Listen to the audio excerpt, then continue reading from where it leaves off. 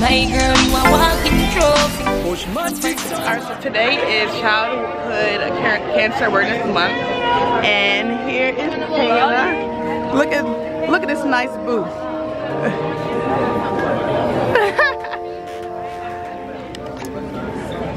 Look at Kayla. Hey Kayla. Nice. I love your story. Hey girl. This is so nice.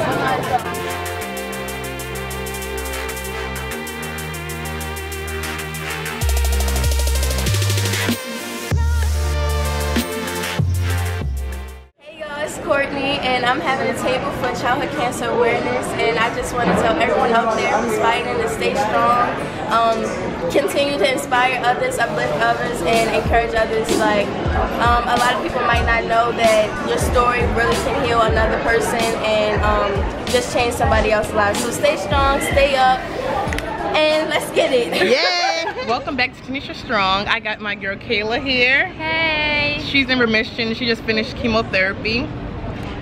So, how does it feel finishing chemotherapy? Good. It feels great. I actually finished my chemo August of 2017, and I finished my radiation in October 2017, but I have to still go back and forth to the doctors. I actually just had a surgery 2 months ago. Hopefully that's my last one. Right.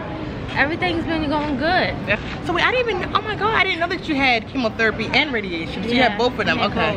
I had 14 rounds of chemo and 16 rounds of radiation. Right. And I had all my stuff done at Johns Hopkins Hospital. Oh, so yours was at Johns Hopkins. Yeah, mine was at Sinai. Okay, cool. I was going to Sinai at first for something else, but then they transferred me to. So what type of cancer did you have? I had Ewing sarcoma. It was in the bottom of my lungs, and then like all in my abdomen and my pelvis. Oh, so, yeah. Dang, okay. How would you tell somebody like how to stay positive in the hospital? Try to take your mind off the treatment and everything. I know it's hard, but like if you can read, color, watch TV, anything. Like I was coloring. My grandma bought me like 5 different coloring books. I would color like every day. Yeah, because I remember when I was in the hospital, what I was doing, I was watching videos. I was out, like you wouldn't even think that I was in the hospital. I felt like I was not in the hospital. I felt like I was in the hotel.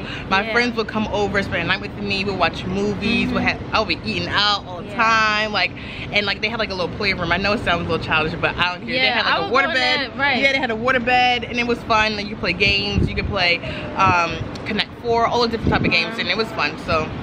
You have to just think positive, like just get your mind off of like, okay, like I might die or anything. Like you gotta just think strong, like think positive. Don't even think about what you're going through. Just think about the long run, what's gonna happen in the future. So that's how I, got through it. And one thing that helped me too when I was in the hospital, I never would wear gowns. I would always bring my own clothes. Yeah. So even though I was in a hospital, it didn't feel like I was in a hospital. Like I had my own pillowcases, my blanket, I had my clothes. I would never wear hospital gowns. Yep, me too. I remember like sometimes I'll wear a nightgown. Sometimes I'll wear the hospital gowns, but then most of the time I would always pack my bag. Like I would always pack my underwears, like all my outfits with me too. So yeah, like, I like what you say. Yeah, it didn't really feel like you was in the hospital because you wore your own clothes. You was like, I'm not wearing the gowns. I'm gonna wear my clothes. So yeah. And the nurses too. The nurses help out a lot. Oh, the nurses are like, so nice. Once you start getting close to them, they start to feel more like family. Yeah. Instead of your nurses. Exactly. I got close to a lot of my nurses. Yeah, me too. Oh my God, they was like, Tanisha, you're so dramatic. It was like, Tanisha, they were like, this is a dramatic patient right here. And I was like, stop it, just stop. But no, I love my nurses. They used to make me milkshakes. Like this one nurse used to make me milkshakes. She made me feel so good. I love Lisa. Her name was Miss Lisa. I love her. My favorite nurse was Chrissy. Yeah, she's my favorite. She used to do that. She used to say I'm her favorite patient because I don't be complaining. When I used to be in the hospital, I used to be chilling, watching TV, anything. Yeah, like, I watched the whole Jurassic Park when I was in the hospital. I didn't know it was so many. I watched the one from the beginning to the end. Like it was nice. Like I used to relax. You did home in the hospital? Yeah, I did home in hospital. I got diagnosed the beginning of my 11th grade year, so I missed 11 for my 12th grade. I really didn't go back to school until January of this year. But then I got kind of sick again, so I was only in school for 12th grade for, I want to say, 2 to 3 months. Okay. But I was on home hospital, and that was still good. And I would still go to school and visit my teachers and everything. So, yeah. Yeah, I did home hospital too. It was hard, but it was like, it was kind of easy too, because you didn't have to go to school while actually you still going to school. So it had its ups and downs. Yeah, and what happened? Oh, I missed my junior prom. I missed my junior prom because that's what happened to me. I missed my junior prom, but I was able to go to my senior prom because mine was done, you know, before my senior year and everything. So yeah, I didn't go to junior prom either. I was going to, but I was like, no, I don't want to go to. It's just when my hair first started falling out, and I was like, I don't know, like I want a wig, but I don't want a wig. I'm gonna be hot. I was like, I don't know. So when my hair started falling out, I had to I started wearing wraps a lot, but when I got hot, I was like, you know what? I don't even care anymore. I'm not wearing wraps, so I just let my hair be out. But I did go to my senior prom. I did go to all my senior events. When did you find out, like, what was the symptoms that you felt before you got diagnosed with cancer? Like, what would you feel? What was your pain, like your symptoms? It started, I want to say, like 2 weeks before I was diagnosed. I had a cold, and then I was like, my body and stuff was aching. And then a couple of days before, no, the day before I was diagnosed, I went to the hospital for chest pains, and they said that my sternum bone was inflamed. So they gave me some, I think it was Motrin to help, but it didn't help. So the next day, I was in my closet reaching for some shoes, and I like fainted. Oh, you fainted? Yeah, I like fainted. My mom was like, oh my gosh, you're okay. So she was in the room when this happened? Yeah, no, she was in my brother's room, but she heard me, like she heard the boxes stuff fall. So she came in the room. She asked me was I okay. I was like, I'm fine. Like, I don't know what happened, but and then she rushed me to the hospital. I went to St. Agnes. She rushed me to St. Agnes, and they was saying the same thing. My sternum bone was inflated, but nobody knew why. Like, why I was inflated. It was hurting me really bad. So then they did a ultrasound, and that's when they found out. They said my ovaries were enlarged, not knowing that it was a tumor sitting on my ovaries and everything. Wow. So they did the ultrasound, they did a CAT scan and PET scan, and that's when they seen everything. That's when they seen I had, it was like from here to here, tumors. Wow. Yep. So my chest was hurting because the tumor was pressing on the bone and making it hurt. So that's when they found out. So all it just started with a cold, like a cold and fainting. Like, I know when I was in the hospital, I met a lot of people, and I was like, how did you know, like, you had cancer? Like, what was your symptoms? Like, mine was just pain. It felt like my arm was on fire. It felt like somebody was punching me in my arm nonstop. It felt like somebody was dropping needles in my hand. Like, it was the worst pain nonstop, like every day. Like, and the doctors couldn't tell me why. I was getting x-rays, CAT scans, bone scans, MRIs, all the scans you can think of, and nothing showed anything. It was like, girl, go dance, go, you know, model and everything. And I was like, no, I can't. I said, I'm in pain. I said, I'm in pain. Like, what is going on? And they thought I was crazy. I was like, I'm not crazy. I'm like, I know something's wrong. I said, I'm not just saying I'm in pain for no reason. Like, I'm not trying to get attention saying, oh, my arm hurts. Like, no, like, you know, that's crazy. But, you know, later on, they found out with the MRI, and it's like, why the other MRIs didn't show it. So it just it's crazy. And that's the thing about me. The one in my chest was actually the smallest tumor. So I'm like, why did it cause all this pain? Not the other ones. But if that didn't show up, then the other ones, they wouldn't have noticed the other ones. That's the only place I was having pain. And then a week after I was in the hospital for my diagnosis, I blew up like a balloon. Like fluid, I guess it wasn't going through how it was supposed to. So I was like almost 150. You see how small I am? Yeah, you are small. I was like 150, and they was like, oh my gosh, I had to have surgery. I think I had like 2 or 3 surgeries back to back to drain the fluid, because it just kept coming back. Wow. And to this day, they still don't know where it come from. Oh my god. They still have no idea. I was like huge. I couldn't walk or nothing. Damn, that is crazy. Yeah, this cancer stuff is crazy. And after everything was done, you think like, wow, like I really been through all that. Yeah, like sometimes I kind of forget, because it's like, you know, now like I'm normal, I'm not in the hospital, I'm just living. But it's like when you really think back, it's like, yo, like I really went through a lot. Like I had mouth sores, like in the hospital. I had mouth sores. My nails were turning black. I was always getting my nails done too. Mine because too. I was always getting my nails done, but the nail beds were turning dark. Yeah. My nails was black, my toes was turning, and then like my skin, it was like lights and dark spots, like a cheetah or something. I was like, oh my what is God. going on? Yeah, like, everybody's reaction is different. Like it's crazy. I had mouth sores. I was 16 when I was diagnosed. 16. Yeah, 16. My 17th birthday, I went out to eat, but I couldn't eat. Like I just had a breakdown because I had all these sores in my mouth. I started crying. I'm like, I just want some food. I know, that'd be the worst part when you want to eat.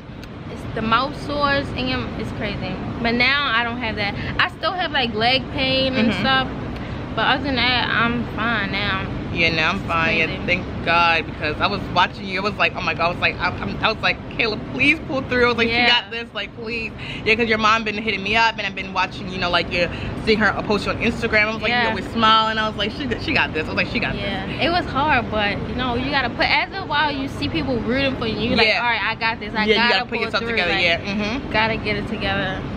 Yes, well that's good that your mom was on it and she was watching you, because my mom was on it too. Like she knew something was wrong. She was like, my Tanisha should be walking around always smiling and everything, and when I'm in pain, like I'm a total different person. Like I don't want to talk, like I'm irritated, I don't want to talk to nobody, like I was just like grumpy, and she knew something was wrong, so she didn't stop. She was always, you know, keep going to find when I went to the hospital, the doctor kept saying it's nothing wrong with me, nothing wrong with me.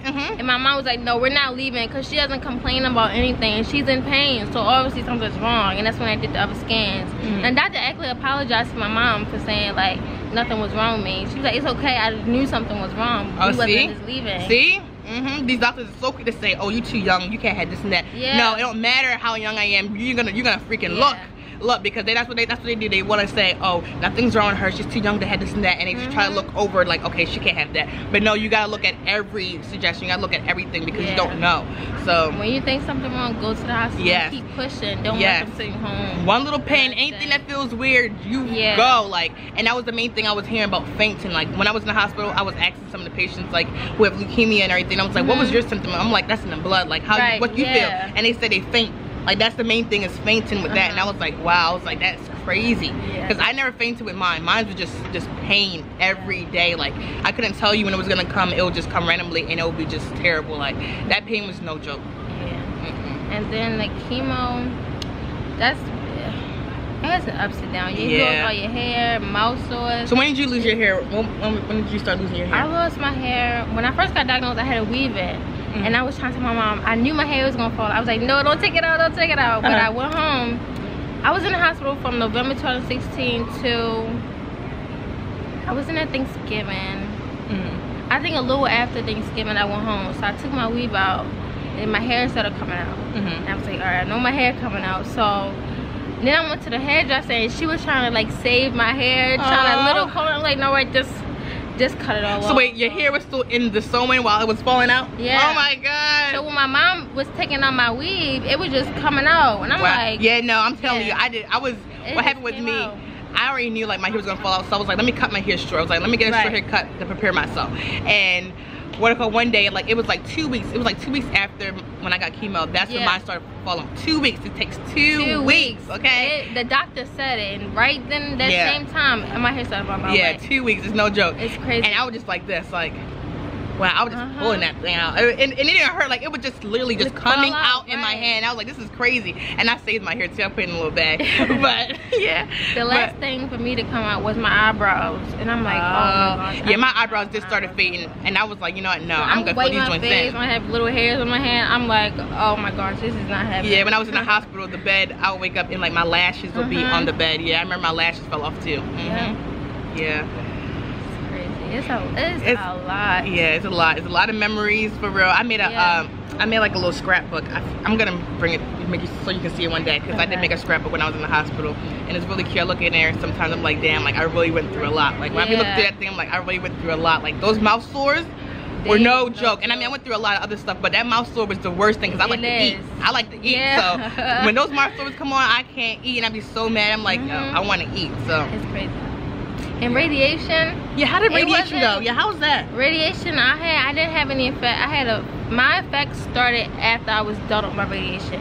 When I was getting radiation, I was fine. I would have a little nausea, but that nausea. Did you have to take pills before you ate? Yeah, I had to take pills, and I had lemon water. Lemon water helped me. Oh, okay. Yeah, but after, like a week after my radiation was done, that's when I started having side effects. My skin started changing colors. My skin was peeling. Oh, like my man. skin started peeling a lot. Like it was crazy, and I was just like, what is going on? Yeah. I was just peeling it off, and it hurt. My mom be looking at me like, what are you doing? I'm like, I don't want it to be hanging there. Yeah. So I just peel it off, and after a while, it just grew back. I guess fixed itself. Yeah, because it looks good. Your skin looks good. Everything looks really good. Radiation, I would say, definitely easier than chemo for me. But how is it like? Is it like a MRI? Like, are you in like a machine? It's like a CAT scan thing. So you lay down on this table and you just go through it. It's like, and they play music for you, and then you can't feel it. Oh yeah, that's like an MRI. Like when I get my MRIs done, they put like headphones. Like what music? What song you want to listen to? And I'm like Beyonce. You can't or feel Rihanna. anything. And they had to draw like markers on you, so where the radiation hit, it only hits that spot. Oh, okay, cool. Okay. So, okay, cool. How long would it take? Like how long was radiation like? I want to say, well, when you start, you get it every day at the same time every day. Wow. So I want to say it's about an hour. Oh, okay. An hour each time. Oh, okay. Yeah, I would say about an hour each time. But you have like, they do it every single day. About, I think mine was 16 weeks, so it's like 2 weeks. You had to get it at the same time every day. Okay. Cool. Yeah. Well, I feel like we touched all the topics. You think we did? I think so. Okay, yeah. cool. We talked about a lot. Yeah, we did talk about a lot. So I hope you guys learned something from this, and make sure you go to the doctors. Don't be scared. Right. Just go, because it's better to find out what you got going on than just sit around thinking like you good, you okay, when you really, you know, might not be. So just go to the doctor. Yeah. All right, so I'm happy that you're still here, Kayla. Me too. We are Tanisha Strong and Kayla Strong. I'll see you guys later. Bye.